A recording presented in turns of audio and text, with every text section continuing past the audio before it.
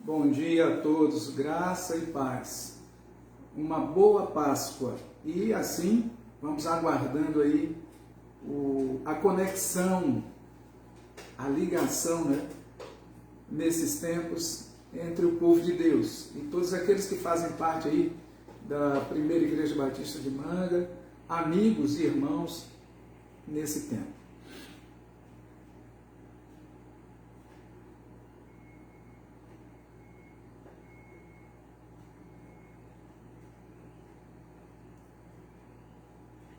Temos alguns já chegando. Graça e paz a todos. Antônia Queiroz, bom dia.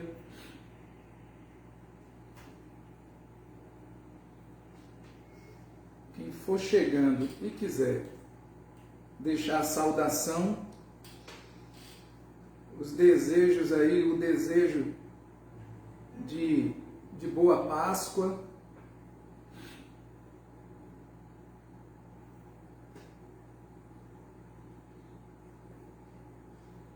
Nós estamos aí. Bom dia, irmão Jairo.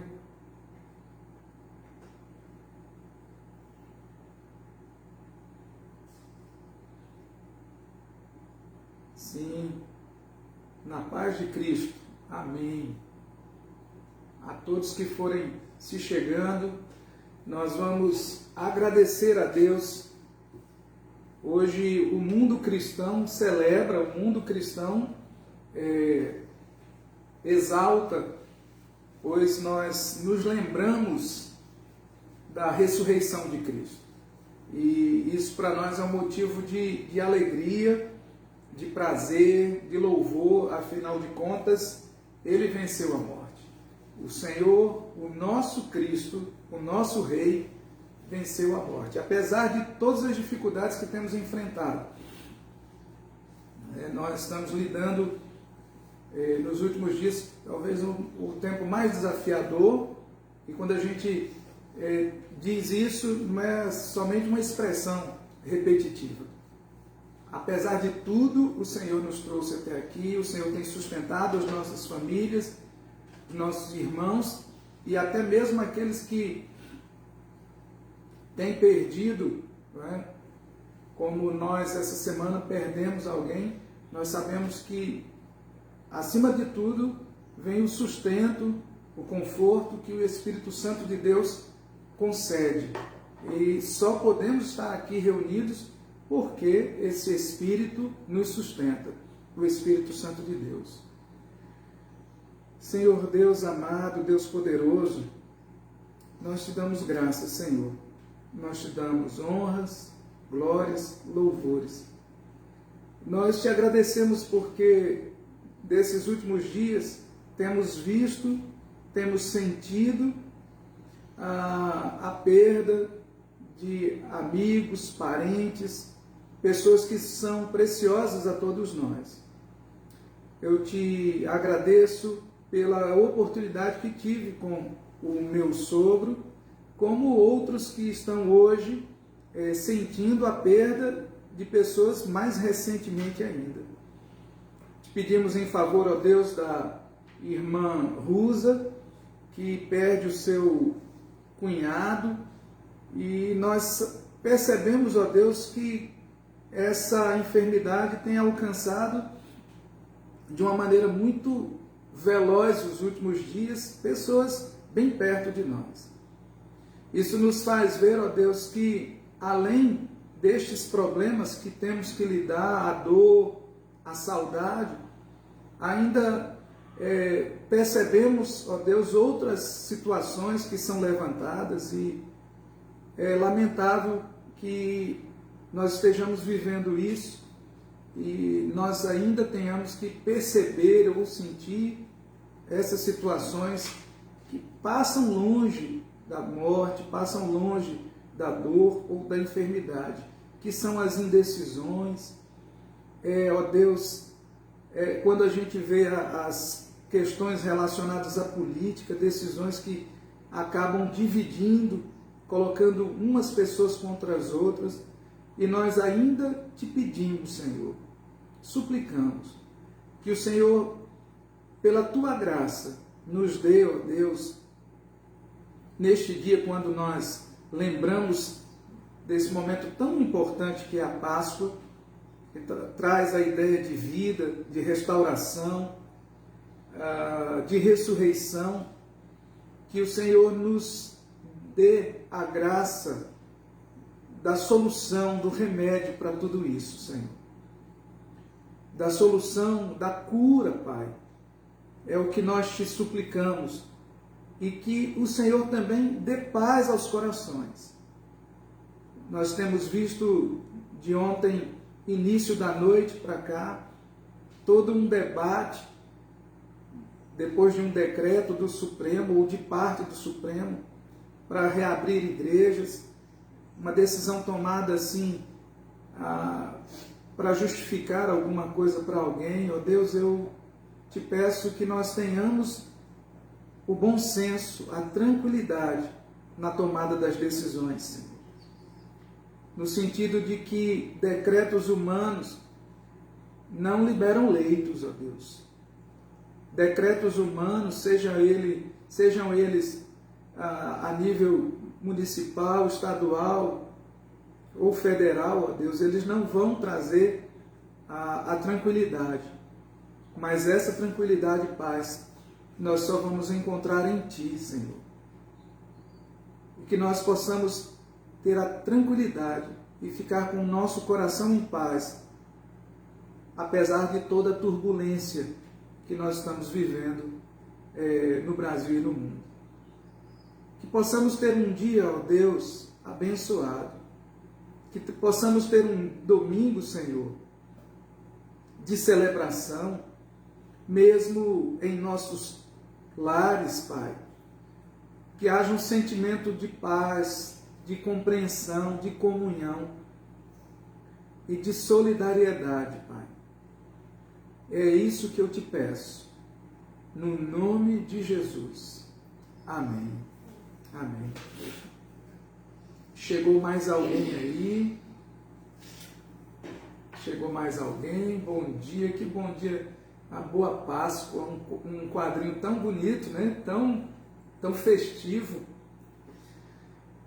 Graça e paz, irmã Socorro, Adna, Rosália, Lívia, Jairo, Talita. E vamos caminhando. Eu queria convidá-los a que a gente pudesse cantar. Que a gente pudesse cantar, louvar ao Senhor. Esse hino é um hino muito bonito. Eu sou suspeito para falar, mas também acho que é um hino que, salvo engano, uma de nossas irmãs pediu no culto de domingo passado. É o hino de título Ressurgiu, né? Que tem o título Ressurgiu, é do cantor cristão, é o número 101 do cantor cristão. Cristo já ressuscitou, aleluia, Cristo ressuscitou, amém?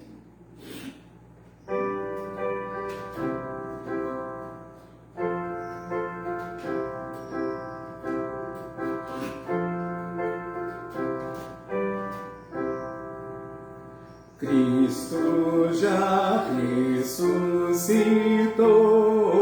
aleluia, sobre a morte triunfou, aleluia,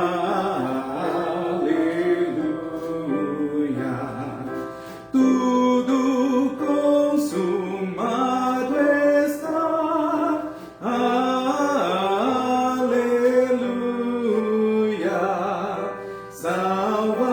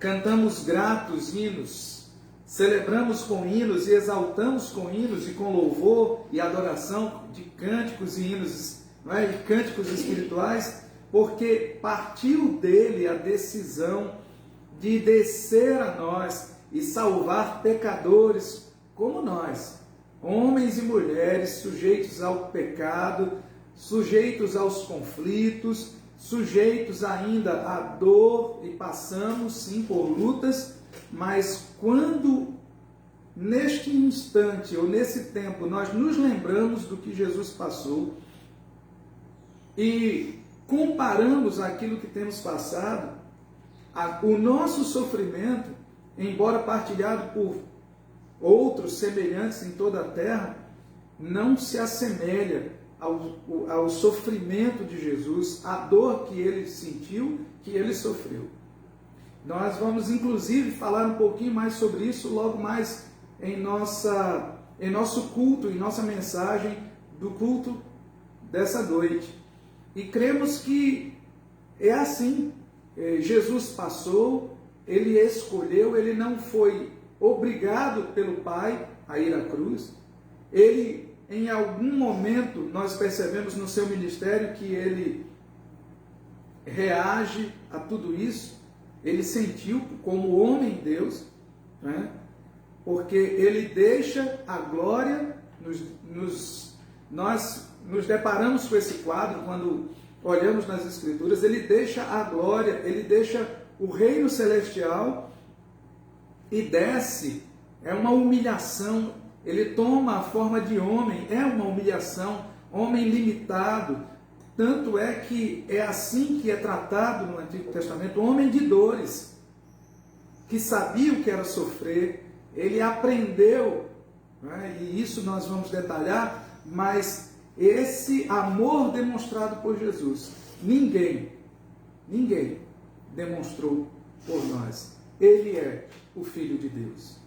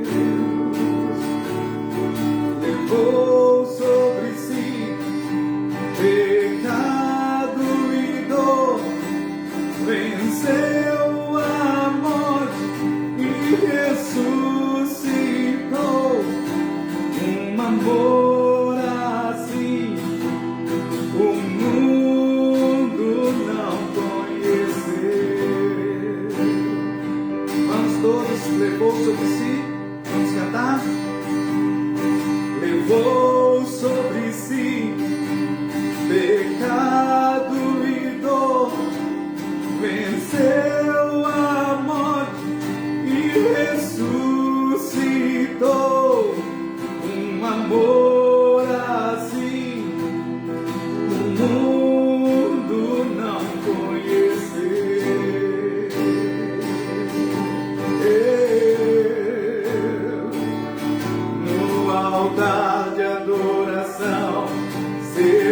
sempre exaltado Ele, Jesus, Filho de Deus, deixou a sua glória, morreu em meu lugar, Jesus, Filho de Deus, Tu és Jesus, Filho de Deus, seja exaltado, engrandecido, seu nome é santo, poderoso é, e não há nada que apague o seu amor. Seja exaltado, engrandecido, seu nome é santo, poderoso é, e não há nada que apague o seu amor, porque a cruz me libertou, a cruz me libertou, a cruz me libertou, a cruz me libertou.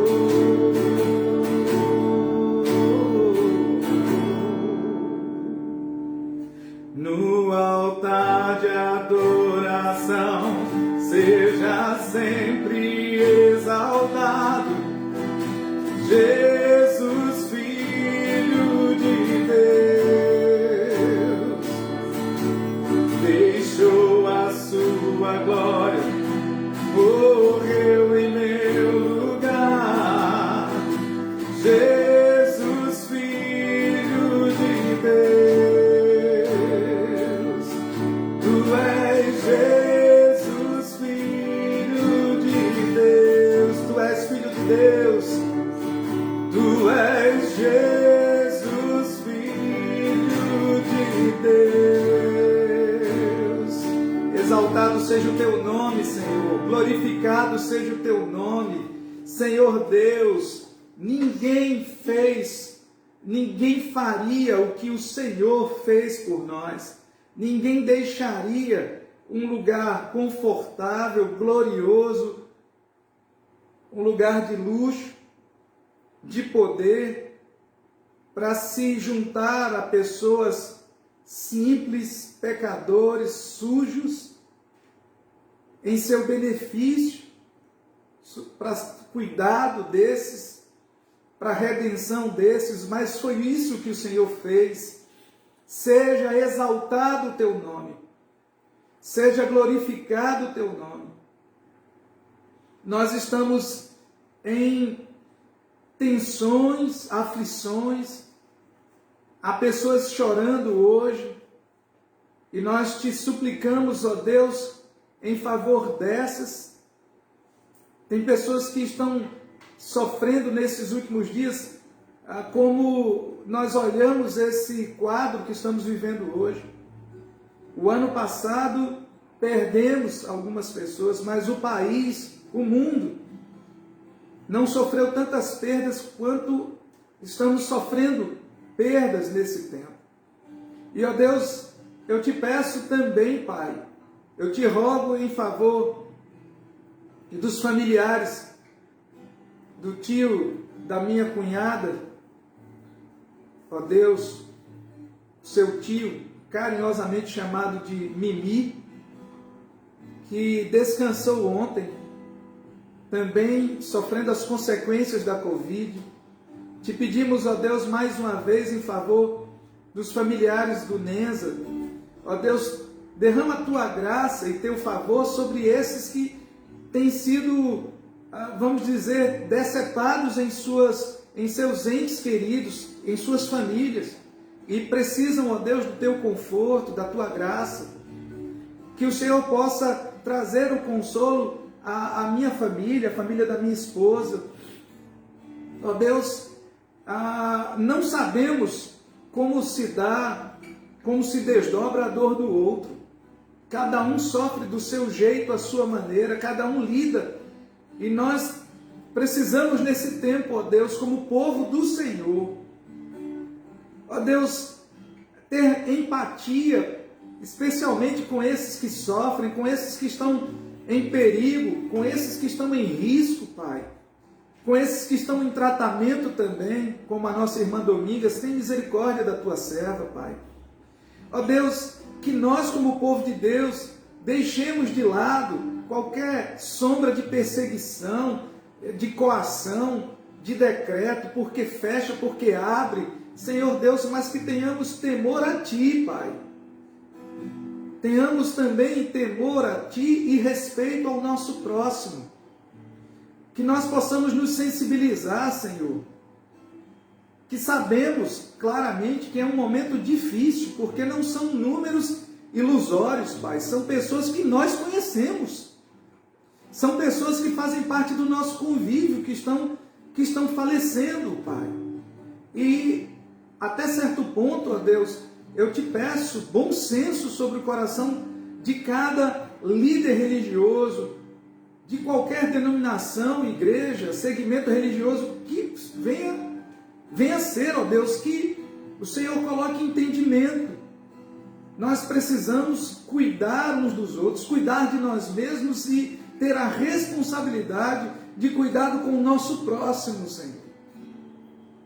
E não está escrito, depois de todo esse tempo, nós precisamos ser convencidos. Eu não sei por quem aqui na terra, mas eu espero que na tua glória celeste o Senhor convença-nos, convença a humanidade, a juventude, quando nós estamos perdendo aí jovens, crianças, que possa, ó Deus, convencer através do teu Santo Espírito de que essa doença é letal, que essa enfermidade ela não se descreve, não se expressa na testa de ninguém, de maneira que se alguém, ó Deus, é assintomático, nós não sabemos.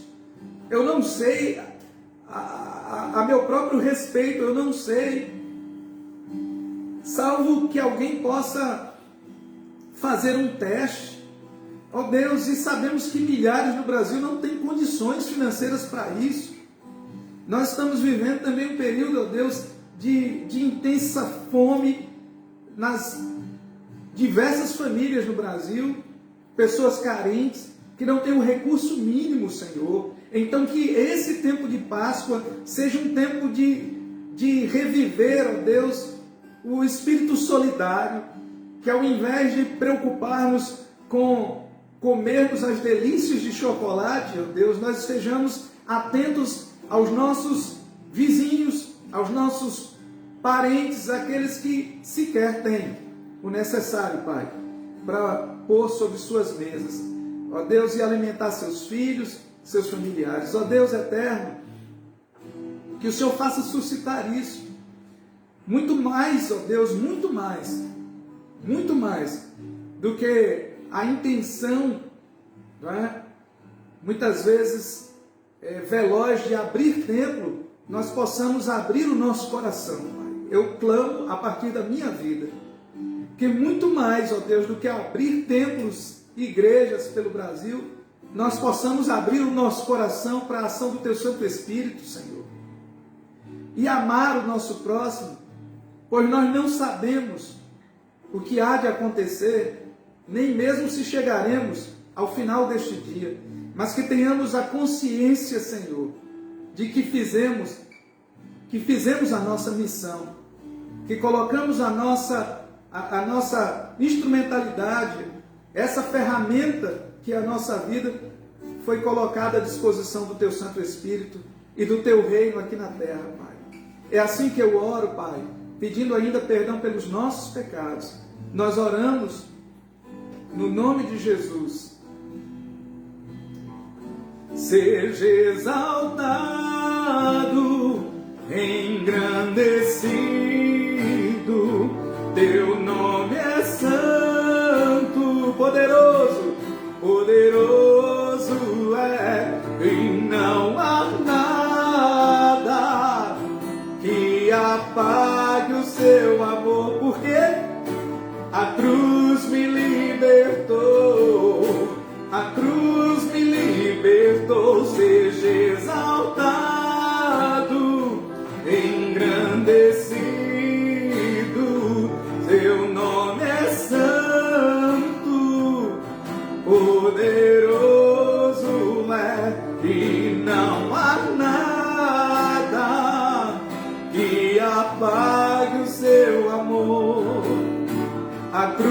me libertou, a cruz me libertou, a cruz me libertou, a cruz me libertou.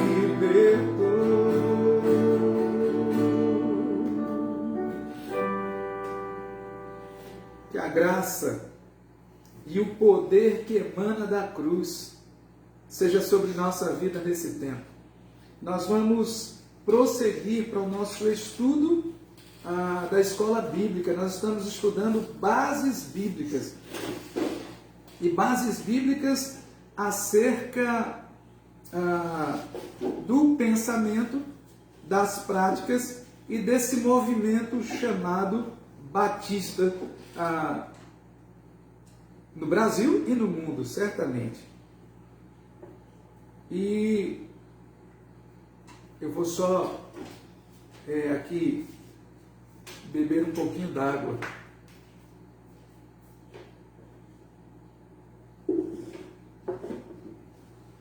No estudo que fizemos no domingo passado, nós percebemos que a gente não pode estabelecer um fundador para a Igreja Batista, né? A gente pode dizer que aquilo que hoje chamamos de Igreja Batista, essa instituição que se espalha pelo mundo, naquele princípio não tinham esse nome. Esse nome foi adquirido, foi estabelecido com o passar do tempo. Mas a gente também foi informado de que no início vários movimentos aconteceram. Eu falei até de alguns no domingo passado, que eram movimentos, a gente vai dizer, reacionários, que reagiam àquilo que tinham transformado a igreja dominante na época. E um desses movimentos, de reacionário, a gente vai dizer assim, de reação, eram os anabatistas. E outro movimento, que a gente também vai perceber que acontece ali muito próximo em termos de tempo, no século ali 16, é a reforma chamada Reforma Protestante. Então, para entender melhor esse movimento anabatista e também entendermos tudo que estava acontecendo no meio desses movimentos, a gente precisa também ter um entendimento, uma compreensão daquilo que estava acontecendo no entorno, por fora ali, socialmente, contexto político e religioso. E eu quero também dizer que tudo isso que aconteceu lá atrás tem muita semelhança com o que está acontecendo hoje. A gente não precisa desligar, fazer um corte histórico na linha histórica. Não podemos. A gente tem que estabelecer uma ligação entre os fatos do passado e aquilo que tem acontecido hoje. Nós estamos hoje vivendo um tumulto, vamos dizer assim, hoje, desde o início da noite de ontem, quando um juiz do Supremo estabelece o retorno das igrejas, dos cultos, no final de semana, em meio a uma situação tão complexa. É o final de semana de Páscoa, sexta-feira foi feriado, aí ontem, no começo da noite, aí se diz assim, podem voltar. Eu fico imaginando como fica o coração do povo de Deus. Alguns ansiosos para voltar, desejosos de voltar, mas eu fico me perguntando também sobre o grau de responsabilidade das autoridades políticas do Brasil e fico me perguntando no grau de responsabilidade que nós líderes, como líder de uma igreja e outros líderes, e nós que estamos vivendo em meio a isso tudo e vendo pessoas perto de nós partindo. Essa semana perdi alguém que muito ajudou nas visitas hospitalares ali em Valadares, o irmão Newton, e que Deus também possa consolar essa família. E então, nós vivemos no meio disso tudo. Então, a situação religiosa daquela época, e agora vou voltar lá atrás, era um período de crise. Nada diferente porque era uma crise, então há essa semelhança com a crise que nós vivemos hoje. Mas lá no século XVI, então havia uma crise profunda.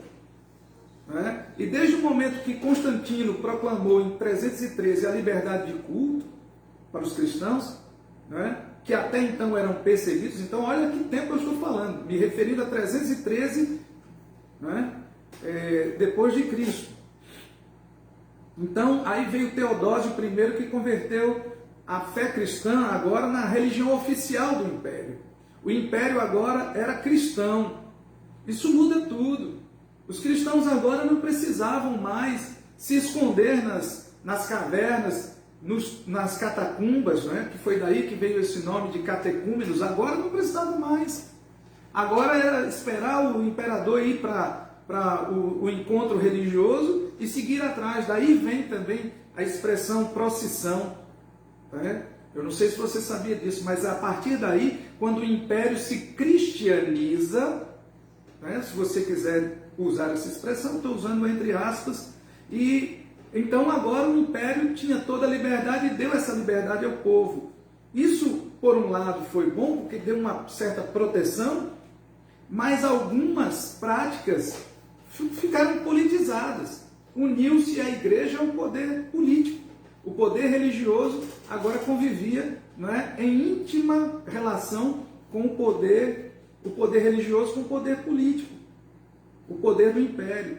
Então, no século XVI, alguns monges começaram aí a uma tentativa de reformar. E por isso que eu digo que hoje há uma semelhança muito grande com aquele tempo, pois acredito que a necessidade de reforma nas práticas, eu não digo reforma na Bíblia, não é isso que eu estou dizendo, preste muito bem atenção, reforma nas práticas cristãs, reforma no cristianismo, pois a gente lá adiante você vai ouvir uma das expressões aí, ou pelo menos dos ideais desse monge chamado Martinho Lutero, né?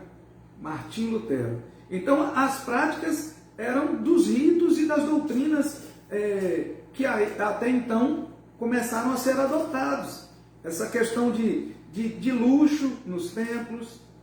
Hoje eu digo, de que adianta ter templos luxuosos nesse momento? Então as pessoas passaram a comprar relíquias tidas como preciosas, né? O dente de João Batista, você pode depois até pesquisar sobre essas coisas, né? Que são fatos históricos. Então está lá na história. Elas ensinavam a doutrina da penitência. Para poder ter os pecados perdoados, você fazia penitência. Eles vendiam indulgências por perdão dos pecados. Então se dava oferta, se ganhava o perdão. Então foi contra isso que esses movimentos passaram a lutar, né? As tradições de que você só poderia ter um entendimento das Escrituras através da visão ou dos óculos, ou do óculos da igreja. Então, assim, não havia essa liberdade da Bíblia na mão de todo mundo, como nós temos hoje. Temos até mais de uma, inclusive, né? Então, só os sacerdotes até então podiam interpretar as Escrituras bíblicas. Então, era um momento difícil. E foi contra isso que as reformas, esses movimentos de reforma lutaram. E eu quero dizer que é nesse horizonte difícil, né, nublado, período tenebroso, que esse monge agostiniano, professor de teologia, Martinho Lutero, é aí que ele surge. Então, lutando contra essa situação que estava imperando na religião oficial. E aonde entra a Bíblia nisso tudo? Quando você abrir a sua Bíblia, em Romanos, capítulo 1, versículo 16 e 17, e aí esse texto é a base de toda essa interpretação desse monge, do Martinho Lutero, e a raiz de todo esse movimento reacionário, né, de reforma. Então, Romanos, capítulo 1, versículo 16 e 17, se você puder abrir, abra e leia com a gente, acompanhe aí. E o versículo 16 e 17, porque diz assim: porque não me envergonho do evangelho de Cristo, pois é o poder de Deus para a salvação de todo aquele que crê, primeiro do judeu e também do grego, porque nele se descobre a justiça de Deus de fé em fé, como está escrito: o justo viverá pela fé. Amém. Então, de certo modo, essa é a raiz de tudo, ou pelo menos a origem desses conflitos na vida desse homem, mas ele escreve aquilo que ficou conhecido como 95 teses, e ele escreveu essas teses, e no castelo de Wittenberg, lá na Alemanha, ele afixa, ele prega isso nas paredes daquele castelo, né? E daí a gente pode resumir hoje para nós que, de maneira assim, bem uma síntese bem grande mesmo dessas 95 teses, é aquilo que ficou conhecido como as 5 solas. 5 solas porque solas é somente. Então, somente.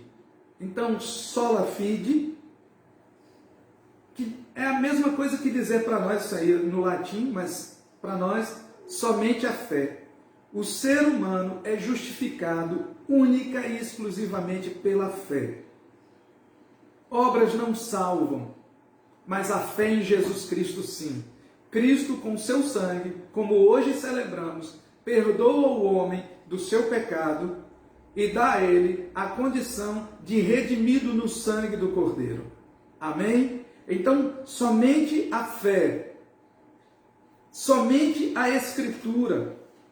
Se você quiser uma referência bíblica para somente a fé, você pode abrir aí em Romanos 5, 1. E se você então partir para somente a Escritura, é o entendimento de que só a Bíblia, só a Palavra de Deus. Não coincidentemente, essa edição é uma edição comemorativa da Reforma. É uma capa comemorativa. O teor das Escrituras é o mesmo, de Gênesis a Malaquias, de Mateus a Apocalipse. Eu quero tornar aí para o nosso tópico. A Bíblia é a única palavra de Deus. Ela foi inspirada por Deus. Ela é a única fonte de autoridade para ensinar, para preparar o povo. Por isso que não tem nenhuma liberdade para qualquer outra interpretação. Outro dia um segmento aí estava dizendo que o inferno era uma figura de linguagem. Mas nós, olhando as Escrituras, nós entendemos que o inferno é um lugar real. Pois é isso que a palavra nos ensina. E nós ficamos com a palavra de Deus e não com qualquer interpretação fora dela. Então, não há nenhuma tradição que tenha a liberdade ou a autoridade de dar outro olhar sobre as Escrituras. A Bíblia é a única fonte. Sola Escritura. Sola fide, somente a fé. Sola Escritura, somente a Escritura. Mas temos mais. Temos mais. Solos Christus, ou somente Cristo. Cristo é o único mediador entre Deus e a humanidade. Não há salvação através de nenhum outro. Você quer confirmar isso nas Escrituras? Vamos lá para Atos. Você pode abrir aí, eu acho que esse exercício é muito bom, muito interessante. Atos 4, 12. O que é que nos diz as Escrituras? Atos 4, 12. E em nenhum outro há salvação, porque também debaixo do céu nenhum outro nome há dado entre os homens, pelo qual devamos ser salvos. Amém. Somente por Jesus. Só Cristo salva. Então, queridos, só Ele pode mediar a relação entre a humanidade e Deus. Só Ele que pode interceder por nós. Somente Jesus. Sola gratia, somente a graça. A graça é o favor de Deus. Nós não merecíamos, nós não merecemos. Não há nada que eu e você possamos fazer para adquirir a salvação. Não há nada que eu e você possamos pagar. E aí fica o texto para você ler posteriormente, 1 Coríntios 4, 7. E a última das 5 solas, só lhe deu glória, ou somente a Deus a glória. Toda a glória é devida somente a Deus. Uma vez que a salvação ela é realizada através da vontade e ação de Deus, partiu dele nos salvar. Então a Ele seja dada toda a glória. Seres humanos não são dignos de receber glória.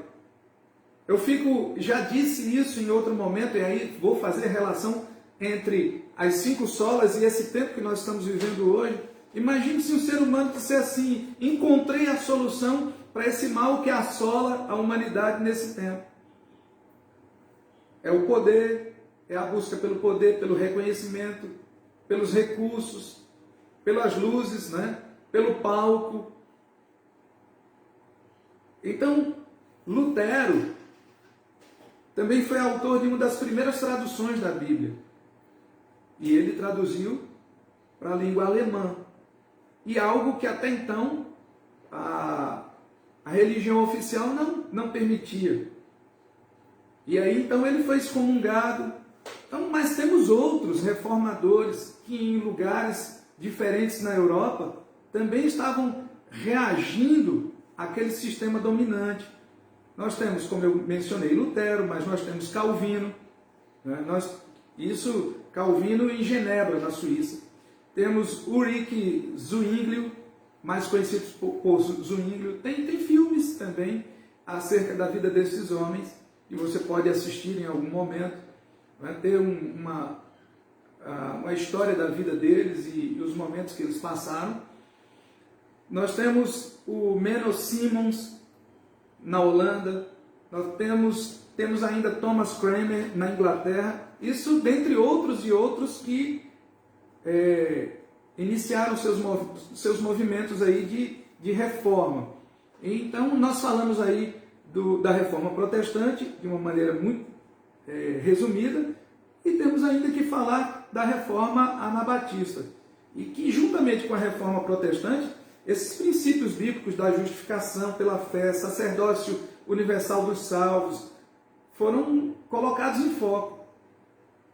Porque, embora as reformas decorrentes aí dos movimentos de Lutero, Calvino e Zwinglio, eles mantiveram algumas práticas, né? Como o batismo de crianças. Eles reformaram alguma coisa, mas não totalmente essa religião dominante.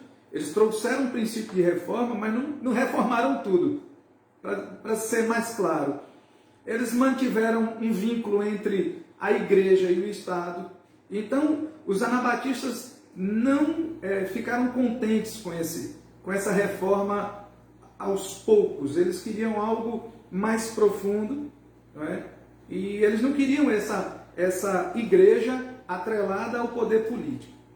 Então, eles defendiam então, eles não concordavam com algumas práticas católicas, ainda que elas vigorassem na igreja reformada, porque eles queriam estabelecer como única fonte de autoridade os princípios assim da rejeição de padrões fixos de liturgia, que as liturgias pudessem ficar mais livres.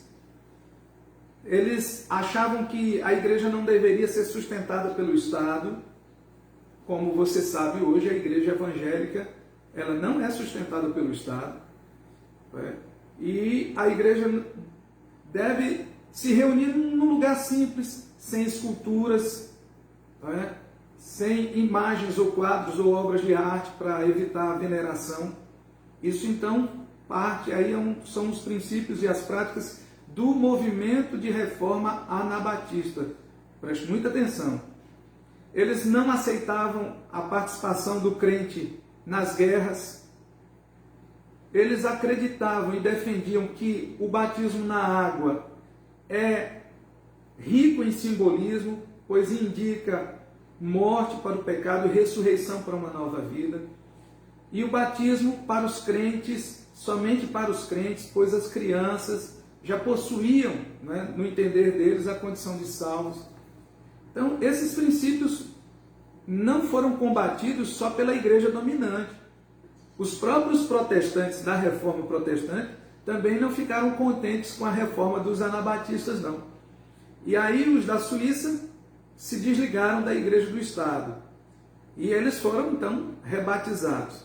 E eu tenho que dizer isso. Anabatista é batizar de novo. É isso que significa.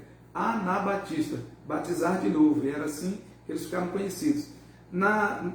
Em Zurique também eles foram banidos. Alguns foram presos. Outros foram mortos por afogamento. Então, há semelhanças, mas também há diferenças entre os anabatistas e nós batistas. Então, há semelhanças, mas diferenças. Alguns anabatistas, por exemplo, praticam o batismo por aspersão, jogando água sobre a cabeça. Já nós batistas praticamos o batismo por imersão, mergulhando o sujeito na água. Os anabatistas são pacifistas, eles não vão à guerra, eles não fazem qualquer tipo de juramento. Né? E diferente dos batistas, eles também não participam do Estado, ou seja, não são funcionários públicos, eles não prestam serviço militar, coisa que nós batistas fazemos. Né? Temos irmãos batistas que são funcionários públicos. Devo estar até falando para algum nesse momento. Tem alguns que prestam serviço militar, outros possuem cargos políticos. Então, os anabatistas também acreditam no estado de sono depois da morte, entre a morte e a ressurreição. Já nós batistas não cremos assim, né? Não cremos dessa forma. Então, eles deixaram uma contribuição, né? Eu acho que uma das contribuições importantes para nós é a da separação entre a igreja e o Estado. Isso é fundamental para a existência da igreja, de uma igreja livre. Aprendemos também que o batismo deve ser administrado, deve ser ministrado, melhor dizendo, aos crentes. E crentes que possam professar sua fé, como nós já falamos desde a primeira lição. Então, há alguns princípios que são praticados até hoje. Hoje nós ainda encontramos anabatistas no sul do Canadá, no norte dos Estados Unidos. Há anabatistas também, são encontrados alguns na Europa, na Holanda especialmente. Né? Na Europa e na Holanda, melhor dizendo, encontramos menonitas, mas já encontrei alguns menonitas aqui no Brasil, lá no Nordeste. Então, nós temos também igrejas dos ruteritas e temos os Amish, né? Não sei se é essa a pronúncia, mas temos esses, sobretudo são conhecidos lá nos Estados Unidos. Tem comunidades de Amish, eles se desligam da convivência com as cidades e vivem no campo. São pessoas bem reclusas. E a gente então vai encontrar também anabatistas no Brasil, especialmente no sul do país. Então, o que a gente precisa dizer é que esses movimentos, tanto o anabatista quanto os movimentos de reforma, da reforma luterana, eles foram importantes porque eles buscam trazer a igreja aos princípios bíblicos. Mas é importante a gente dizer que o que temos hoje como Igreja Batista ou batistas no mundo, nós não descendemos nem da Reforma Protestante, né, e nem da Igreja dos Anabatistas, né? Os batistas não saíram da Igreja Romana, porque a gente nunca pertenceu historicamente a ela, né? Há uma influência dos anabatistas sobre os primeiros líderes do movimento batista? Sim, mas não há uma unidade formal, de maneira que, historicamente, a gente possa dizer que a gente é resultado desses movimentos. O que eu acredito que é bom que a gente entenda é a necessidade, como Lutero disse, uma igreja reformada sempre reformando. Então, nós como igreja do Senhor Jesus, independente de placa, e eu quero salientar isso, independente de denominação, nós sempre, como uma instituição humana, que servimos ao Rei Eterno, ao Deus Eterno, nós precisamos, de tempos em tempos, de uma reforma. Precisamos voltar aos princípios, nos distanciar. E eu queria concluir nessa manhã, essa reflexão, esse estudo, dizendo a você, meu amigo, meu irmão, minha amiga, minha irmã, faça você parte de uma igreja como membro ou não, mesmo que você seja um daqueles que vai ali, àquele templo, quando tem alguma necessidade pessoal. Nós não podemos encontrar salvação fora de Jesus. Só o Senhor Jesus é que salva. E nós não podemos nos afastar dele de maneira alguma, porque nós dependemos dele. O nosso respirar, o nosso andar, o nosso agir depende do Senhor Jesus.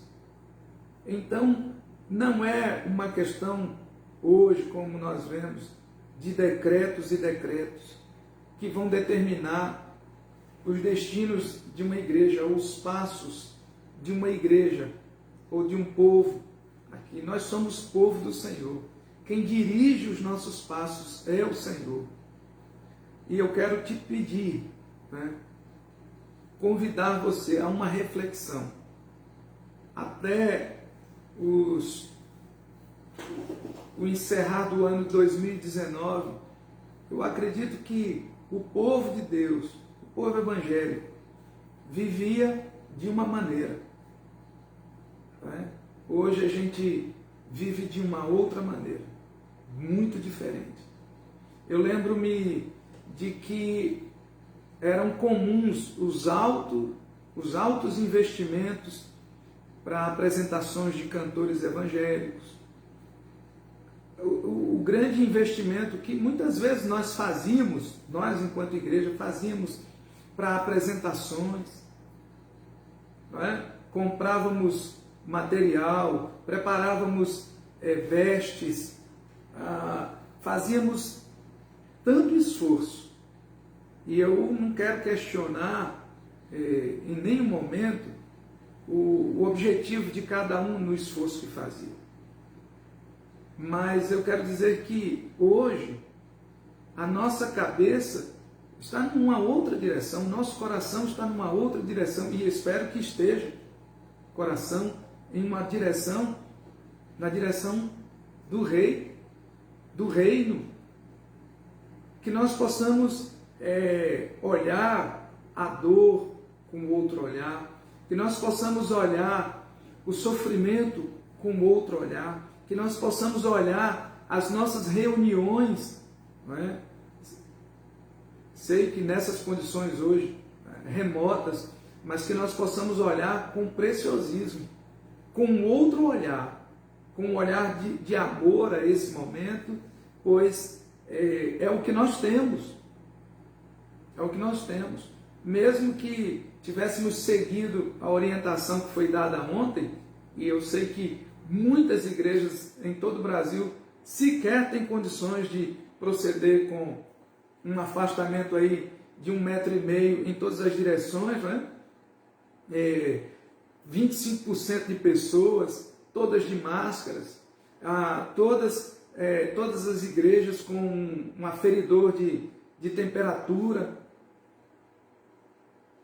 Eu sei que não. E isso iria modificar o que para nós? O Espírito é o que nos une, o Espírito Santo de Deus. E nós podemos sentir a presença dele em nosso meio, apesar da live, apesar do distanciamento físico. O Senhor Jesus está no meio de ti, poderoso para te salvar. É o que nos diz a palavra. Então que possamos passar esse tempo pedindo paz ao coração, quebrando essa cadeia de ansiedades que nós estamos vivendo. Que o Senhor nos dê paz, nos dê um dia de tranquilidade. Eu sei que há cerca de 2.000 anos atrás, há cerca de 2.000 anos, melhor dizendo, Jerusalém estava em festa, pois naquele domingo, no iniciar do dia, quando aquelas mulheres foram ao sepulcro, na intenção de preparar o corpo, né, levaram alguns preparados para estar ali, elas encontraram um túmulo vazio, e dali elas partiram para anunciar que o Messias estava vivo. E então, queridos, que nós possamos anunciar que Jesus, o nosso Salvador, ressurgiu e ele prometeu que ele vai voltar para nos buscar. Que o Senhor Deus nos dê graça, nos dê entendimento e o sentimento de paz no coração, em nome de Jesus. Antes de encerrar, quero deixar então essa mensagem, sobretudo aos irmãos e amigos aqui da cidade de Manga e aqueles que estão ligados à Primeira Igreja Batista de Manga. Não são decisões fáceis de serem tomadas nesses últimos tempos.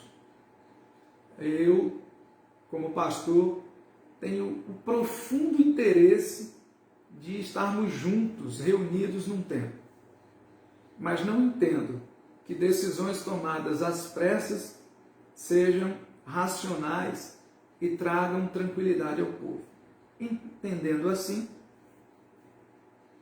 em contato também com a liderança da igreja, né, na pessoa do nosso vice-moderador, nós avisamos aos irmãos que ainda ficaremos algum tempo com as nossas portas fechadas, pois entendemos que temos pessoas ligadas aos irmãos, né, com o vírus, outras estão aí em quarentena, outras sofreram perdas em suas famílias, e nós entendemos que ainda é um tempo de estarmos em comunhão, mas de maneira remota.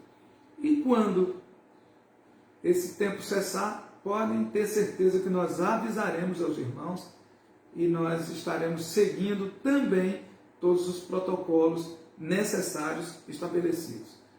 De qualquer forma, entre as instruções que foram deixadas aí no decreto de ontem, na decisão tomada por aquele integrante do Supremo, há algumas recomendações que nós ainda não podemos preencher porque não temos o necessário.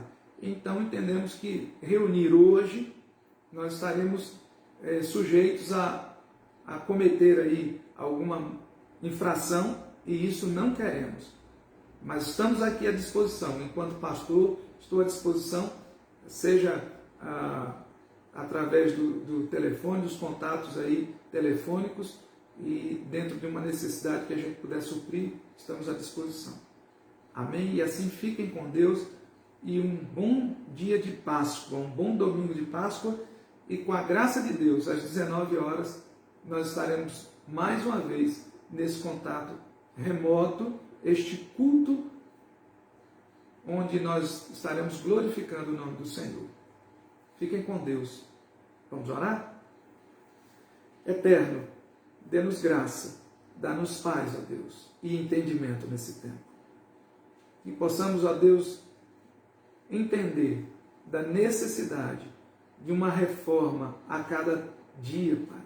Uma igreja reformada que busque reformar, sempre retornando aos princípios, ó Deus, da Tua palavra. É assim que oramos, no nome de Jesus. Amém. Amém. Fiquem todos com Deus, fiquem todos na paz.